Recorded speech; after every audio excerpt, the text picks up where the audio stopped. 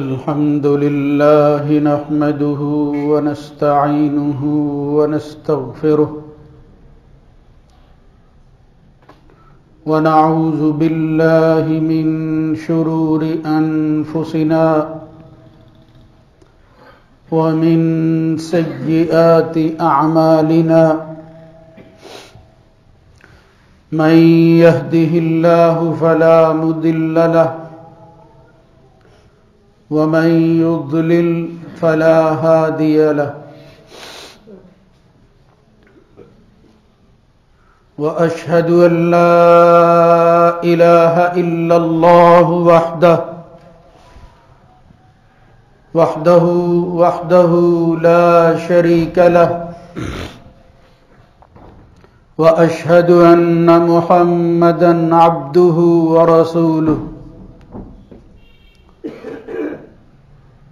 اللهم صل على محمد وعلى آل محمد كما صليت على إبراهيم وعلى آل إبراهيم في العالمين إنك حميد مجيد اللهم بارك على محمد وعلى آل محمد كما باركت على إبراهيم وعلى آل إبراهيم في العالمين إنك حميد مجيد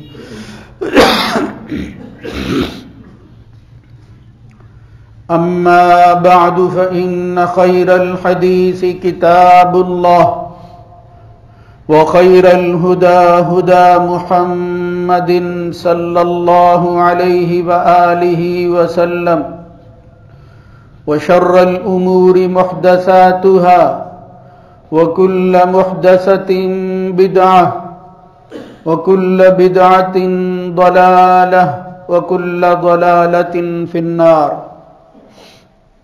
رب أعوذ بك من همزات الشياطين من همزه ونفخه ونفثه يا أيها الذين آمنوا اتقوا الله حق تقاته ولا تموتن إلا وأنتم مسلمون يا أيها الناس اتقوا ربكم الذي خلقكم من نفس واحدة وخلق منها زوجها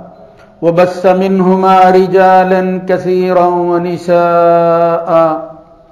واتقوا الله الذي تساءلون به والأرحام إن الله كان عليكم رقيبا يا أيها الذين آمنوا اتقوا الله وقولوا قولا سديدا يصلح لكم أعمالكم ويغفر لكم ذنوبكم ومن يطع الله ورسوله فقد فاز فوزا عظيما رب اشرح لي صدري ويسر لي أمري واحلل عقدة من لساني يفقه قولي يا أيها النبي إنا أحللنا لك أزواجك اللاتي آتيت أجورهن وما ملكت يمينك مما أفاء الله عليك وبنات عمك وبنات عماتك وبنات خالك وبنات خالاتك اللاتي هاجرن معك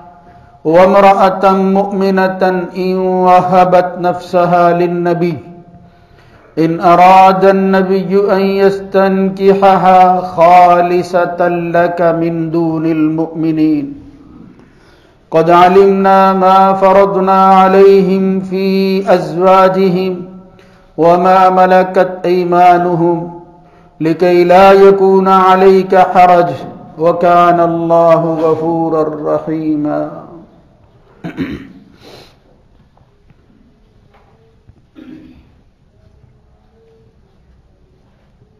روى الإمامان الكريمان الجليلان محمد بن اسماعیل البخاری ومسلم بن الحجاج القشيري في صحيحيهما عن أبي موسى الأشعري رضي الله تعالى عنه ثلاثة لهم أجران: رجل آمن بنبيه من أهل الكتاب وآمن بمحمد صلى الله عليه وآله وسلم، والعبد المملوك إذا أدى حق الله وحق مواليه، ورجل كانت عنده أمة يتأوها فأدبها فأحسن تأديبها وعلمها فأحسن تعليمها ثم أعتقها فتزوجها فله أجران. متفق عليه.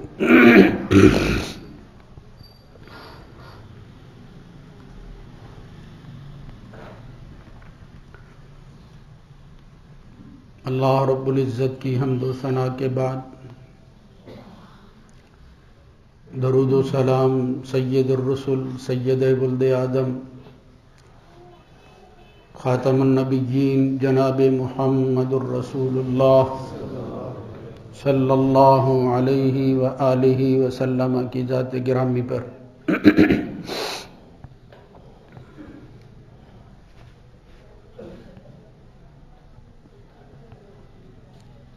اہل استشراق کی طرف سے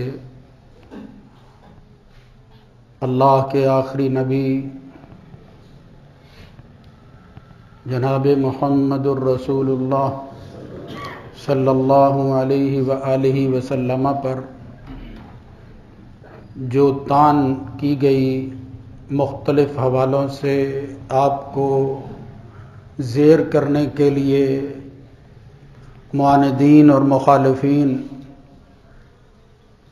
جو خبث سے باطن کا اظہار کرتے رہتے ہیں، اس حوالہ سے وہ گزارشات جو صحیح قرآن و سنت سے ثابت ہیں آپ حضرات کے سامنے عرض کر رہا ہوں۔ بالخصوص ازواج مطہرات اور امہات المؤمنین کے نکاحوں کے حوالہ سے وہ اشکالات جو بظاہر ہماری شریعت یعنی قرآن و سنت کے دلائل پر اپنے طور پر پیش کرنے کی کوشش کی جاتی ہے، اس کی صحیح حقیقت کیا ہے، اس کے ازالے کے لیے ہمیں کیا کرنا چاہیے اور اس کی حقیقت تک کیسے پہنچنا چاہیے، یہ وہ چند چیزیں ہیں جو مختلف حوالوں سے آپ کی گوش گزار کرنا چاہتا ہوں اور کر رہا ہوں۔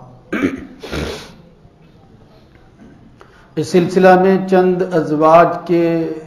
وہ حالات جن کا تعلق حضور کے ساتھ اس اعتبار سے ہے کہ آپ نے ان کو اپنے عقد میں نکاح میں شامل کیا اور پھر ان کے فضائل اور مناقب عام خواتین کے مقابلہ میں جو اس وقت ہمارے دینی لٹریچر کا حصہ ہے وہ پیش کرنا اور پھر ایمان کو تازہ کرنا اصل مقصود۔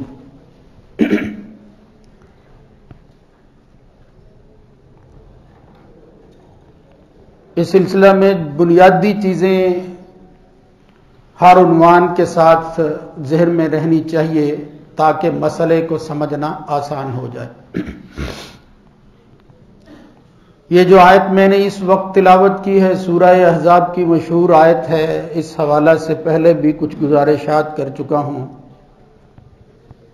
کہ اللہ رب العزت نے کچھ اوصاف اپنے نبی کے بیان کیے جن کو تخصصات کہتے ہیں، وہ امتیازی چیزیں جو امت کے مقابلہ میں اس نبی اور رسول کو حاصل ہیں وہ کون کون سی، اور بالخصوص اس رشتہ ازدواج کے حوالہ سے جو تعلیمات اللہ رب العزت نے دی ہیں ان کا بیان اس آیت کے اندر کیا گیا ہے۔ سیرت رسول میں خواہ وہ عام کتابوں میں ہو یا مستند کتب میں جن کو باسند ان کے مصنفین بیان کرتے ہیں، ازواج کے حالات میں اور حضور کے نکاحوں کے سلسلہ میں ایک خاتون جو رسول اللہ صلی اللہ علیہ وسلم کے عقد میں آتی ہیں اور ام المؤمنین ہونے کا لقب پاتی ہیں،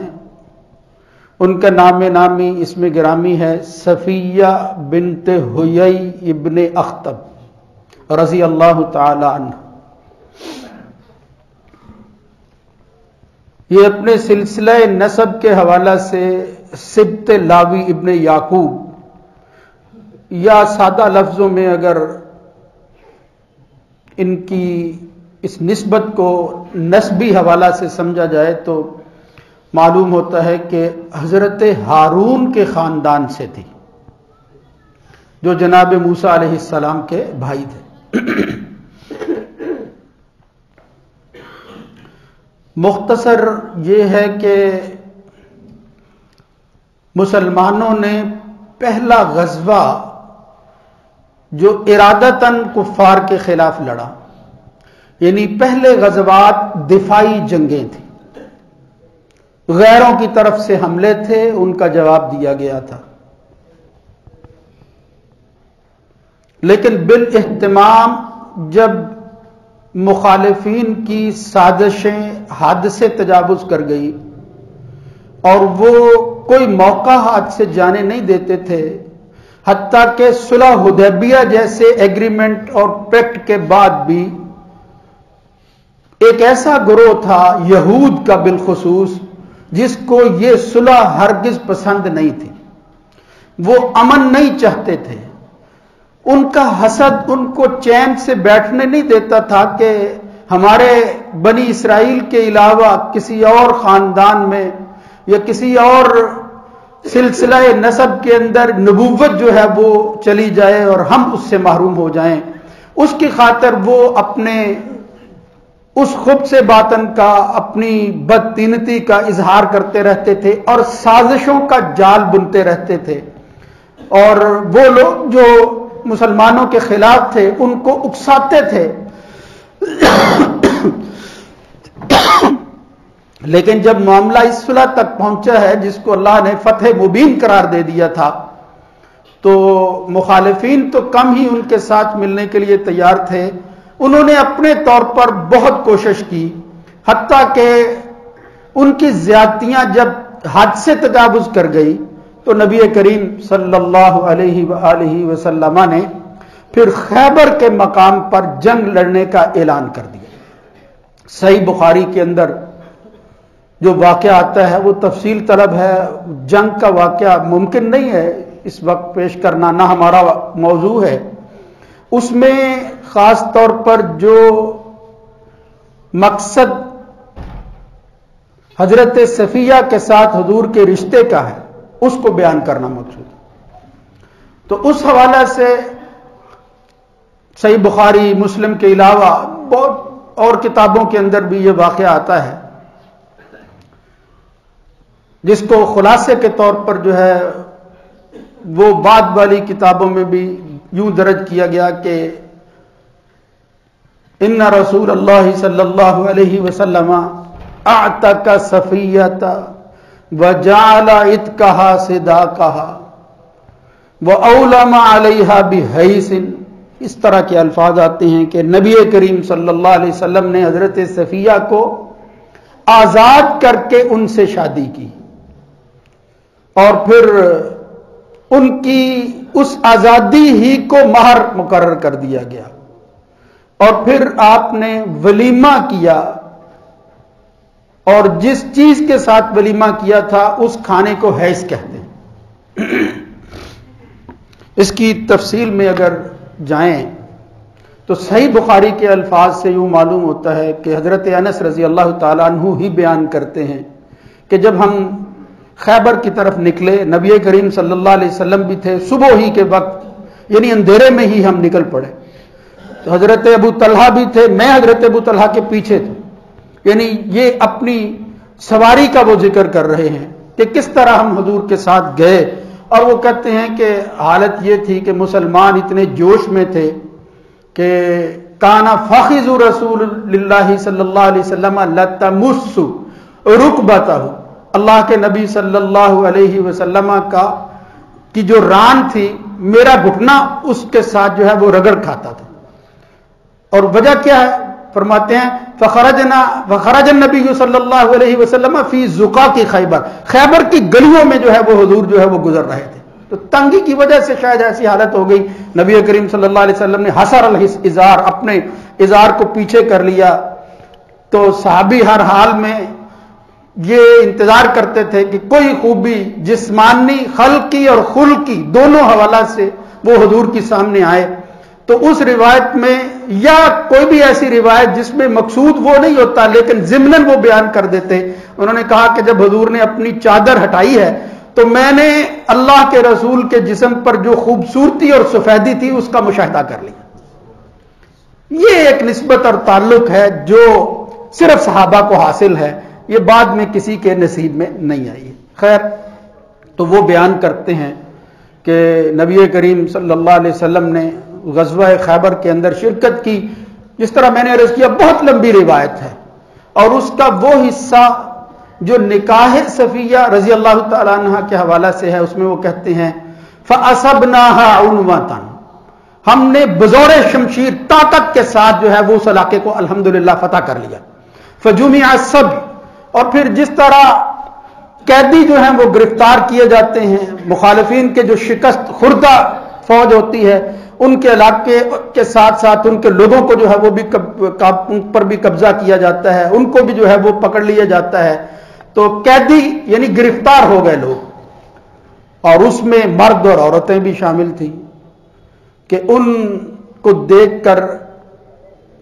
جناب دہیہ ابن کلبی صحابی کہنے لگے یا رسول اللہ صلی اللہ علیہ وسلم اعطینی جاریۃ من السبی، یہ جو لونڈیاں ہیں، یہ جو غلام ہیں، ان میں سے یہ لونڈیوں میں سے ایک لونڈی وہ مجھے عطا کر دیجیے۔ یعنی رسول اللہ صلی اللہ علیہ وسلم غزوے میں شریک لوگوں کو وہ جس طرح دوسرا مال جو ہے وہ دیتے تھے، اسی طرح افراد بھی تقسیم کر دیتے تھے، بالخصوص خواتین کے حوالے سے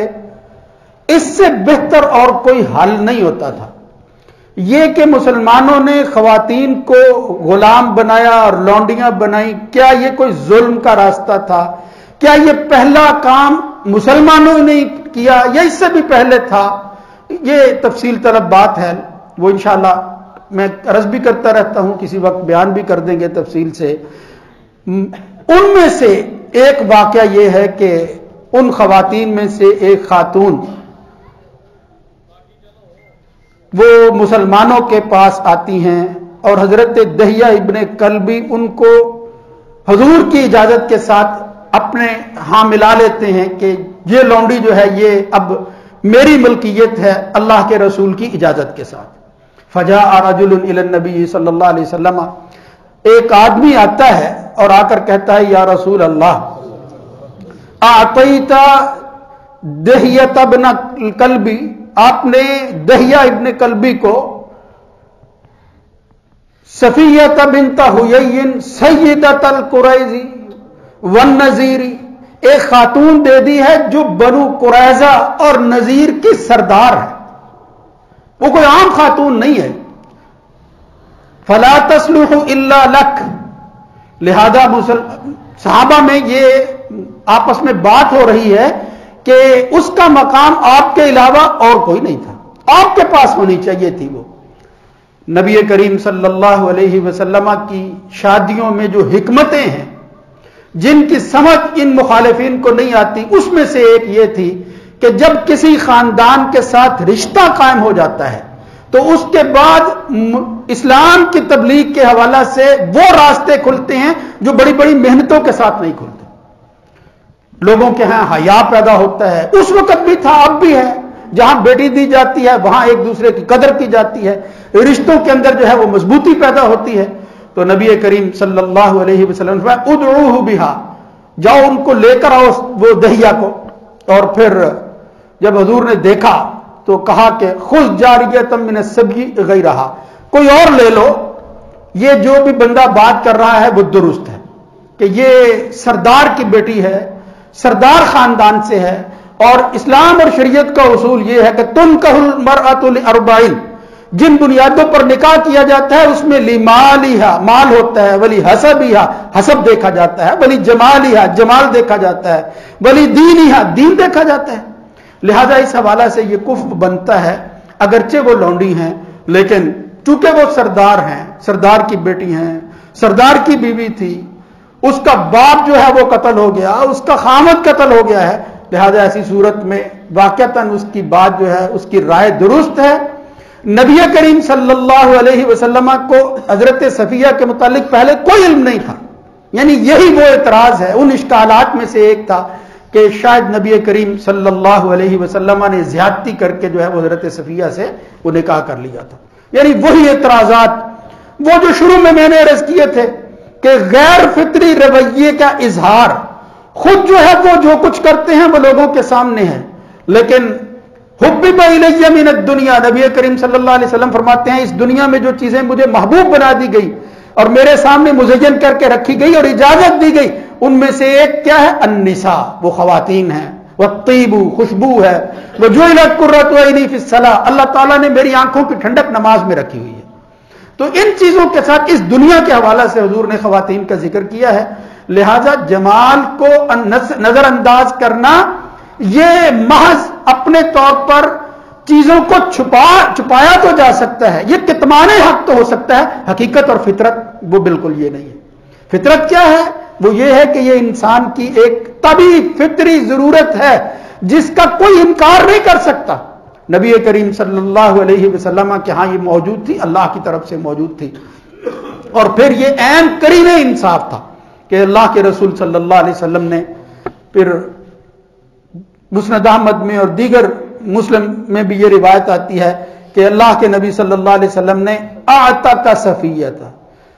حالانکہ وہ لوڑی تھی لیکن ان کو آزاد کر دیا، ثم تزوجہا، اور پھر رسول اللہ صلی اللہ علیہ وسلم نے ان سے شادی کی۔ عجیب بات یہ ہے کہ حضرت صفیہ کو نہ حضور نے پہلے دیکھا تھا، بلکہ مسند احمد کی روایت اگر سامنے رکھیں لمبی تو اس کے اندر یہ لفظ موجود ہیں کہ رسول اللہ صلی اللہ علیہ وسلم نے خیرہا صفیۃ ان یعتقہا فتزوجہا، اس کو اختیار دے دیا کہ میں یہ معاملہ تیرے حوالے کرتا ہوں، تو اگر چاہے تو میں تجھے آزاد کرتا ہوں اور اپنے ساتھ جو ہے وہ نکاح کر لیتا ہوں، اس عقد میں تو آ جائے گی۔ اور دوسری صورت کیا ہے؟ ان تلحق باہلہا، اگر تو آزادی کے بعد ہمارے پاس نہیں رہنا چاہتی تو اپنے خاندان والوں کے پاس چلی گی، کوئی رکاوٹ نہیں ہے۔ تو اس سے معلوم ہوتا ہے کہ یہ الزامات اور اشکالات اس کی کلی کھل جاتی ہے ان الفاظ کے ساتھ کہ یہ مسند کی روایت بتاتی ہے کہ نبی کریم صلی اللہ علیہ وسلم نے یہ آپشن وہ حضرت صفیہ کے حوالے کر دیا تھا، مگر رسول اللہ صلی اللہ علیہ وسلم کے ساتھ یہ قدرت کا فیصلہ ہے کہ جو قسمت میں ہوتا ہے وہ ہو کر رہتا ہے۔ ایک روایت صحیح ابن حبان میں اگرچہ وہ حسن درجہ کی ہے وہ آتی ہے، وہ خود حضرت صفیہ بیان کرتی ہیں کہ ایک دن میں نے ایک خواب دیکھا، جب میں اپنے خامد کے پاس جو ہے وہ موجود تھی، میری آنکھ لگ گئی تو میں نے خواب میں دیکھا کہ ایک چاند ہے جو میرے پاس جو ہے وہ اتر رہا ہے، میری گود میں جو ہے وہ چاند اتر آیا ہے، میں اپنی گود میں ایک چاند دیکھ رہی ہوں۔ جب میری آنکھ کھلی تو میں نے اپنے خامد کو وہ خواب دکھائی اور سنائی تو وہ کہنے لگا تمنینا ملکہ یثرب، اور پھر اس نے مجھے تماچا مارا، لطمنی، اس نے مجھے جو ہے وہ غصے سے تماچا مارا، یعنی اور اس کی وجہ سے نشان پڑ گیا حضرت صفیہ کی دونوں آنکھوں کے درمیان۔ اس نشان کے بارے میں جب حضور نے پوچھا تو انہوں نے جواب دیا کہ اس نشان کی وجہ یہ تھی کہ یہ آج سے بہت دیر پہلے کی بات ہے کہ جب میں نے یہ خواب دیکھا تو میرے خاوند نے اس وقت کہا تھا، یعنی اس کی تعبیر فوراً اس نے جو ہے وہ بتا دی تھی کہ یثرب کے بادشاہ کی تو خواہش رکھتی ہے، یعنی اصل بات یہ تھی کہ تیری قسمت میں وہ ہونے والا ہے، لیکن اس وقت وہ کیسے جرأت کر سکتا تھا؟ یعنی اس وقت اگر کوئی چاند خواب کی تعبیر کا حصہ بن سکتا تھا تو وہ شخصیت صرف محمد الرسول اللہ صلی اللہ علیہ وسلم کی۔ تو وہ کہتی ہیں کہ یہ میں نے خواب بھی دیکھا تھا اور اللہ کا فیصلہ اس کا عملی وقت اس وقت آیا کہ جب غزوہ خیبر کے اندر جو ہے وہ ان گرفتار شدگان لوگوں میں شامل ہوئی اور نبی کریم صلی اللہ علیہ وسلم نے پھر ان کے ساتھ جو ہے وہ نکاح کر لیا. تو یہ ہیں چند وہ باتیں ضروری اور ان اشکالات کا جواب جو مخالفین جو ہے وہ پیش کرتے ہیں.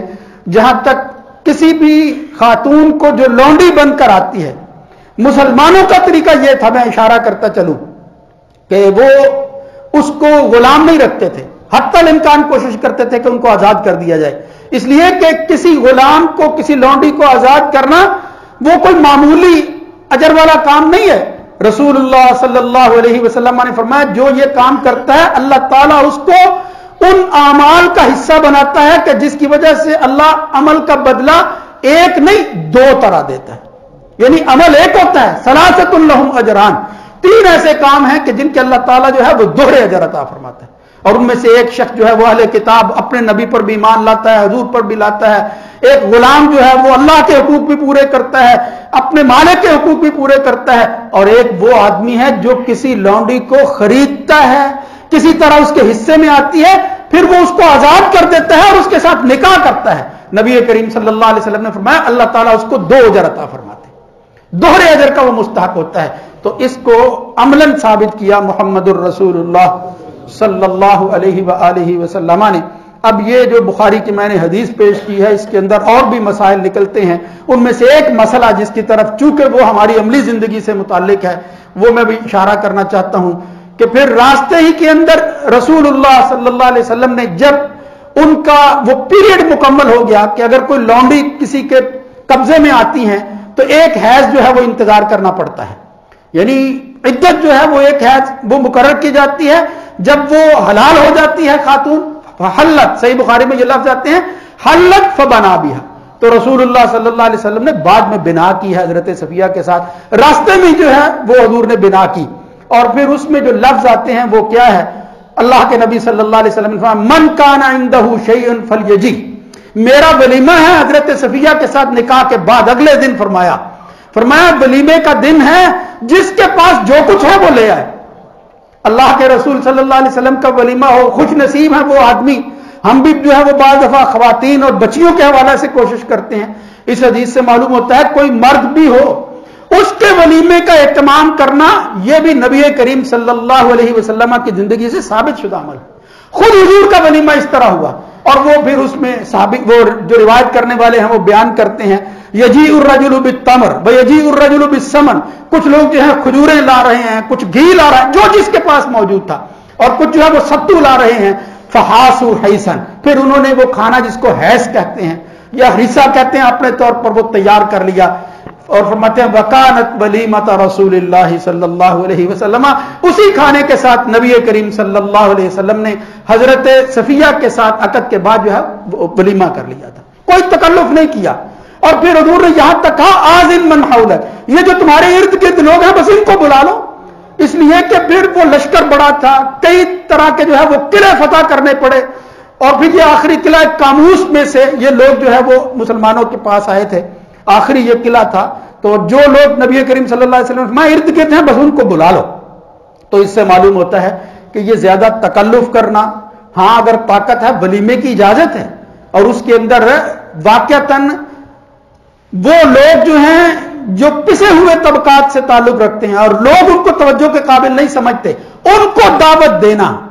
وہ اس دعوت ولیمہ کے اندر شریک ہوں، وہ اس کے لیے باعث برکت بن جاتا ہے. ان کو ضرور جو ہے وہ دعوت دینی چاہیے. اللہ رب العزت ان مسائل کو سمجھنے کے ساتھ ساتھ